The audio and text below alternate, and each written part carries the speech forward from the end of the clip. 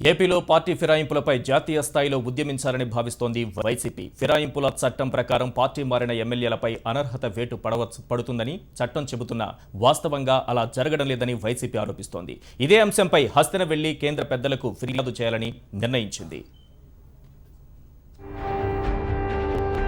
ఏపీలో ఎమ్మెల్యేల పార్టీ ఫిరాయింపులు కొనసాగుతూనే ఉన్నాయి.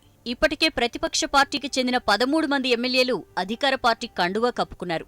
మరికొందరు కూడా అదే బాటలో నడిచేందుకు ఏర్పాట్లు చేసుకుంటున్నారు. పార్టీ ఫిరాయింపులపై ఇన్నాళ్లు సైలెంట్గా ఉన్న వైసీపీ ఇకపై పోరాటం చేయాలని డిసైడ్ అయింది. ఫిరాయింపులకు పాల్పడ్డ ఎమ్మెల్యేలపై అనర్హత వేటు వేయించే విధంగా ప్రయత్నాలు చేస్తోంది. ఈ అంశంపై ఢిల్లీ పెద్దలకు ఫిర్యాదు చేసేందుకు రెడీ అవుతోంది.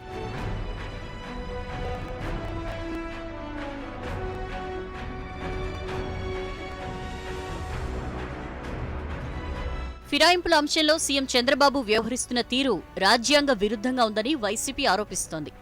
ఈ అంశాన్ని కేంద్రం దృష్టికి తీసుకెళ్లేందుకు సిద్ధమయ్యారు వైసీపీ బాస్ జగన్. పార్టీ ఎమ్మెల్యేలు, ఎమ్మెల్సీలు, ఎంపీలు, ముఖ్య నేతలతో ఢిల్లీ ఫ్లైట్ ఎక్కనున్నారు. 4 రోజులు అక్కడే మకాం వేసి రాష్ట్రపతి, ప్రధాని, కేంద్ర ఎన్నికల కమిషన్తో పాటు అన్ని పార్టీల జాతీయ అధ్యక్షులను కలిసే ప్రయత్నం చేస్తున్నారు.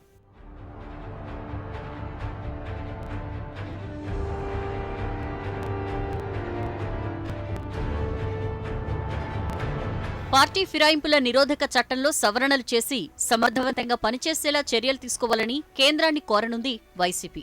ఢిల్లీ పర్యటనలో భాగంగా రాష్ట్రపతిని కలవనున్న వైసీపీ నేతలు 26 లేదా 27న ప్రధానిని, 28న కేంద్ర ఎన్నికల కమిషన్తో పాటు అన్ని పార్టీల జాతీయ అధ్యక్షులను కలవనున్నారు.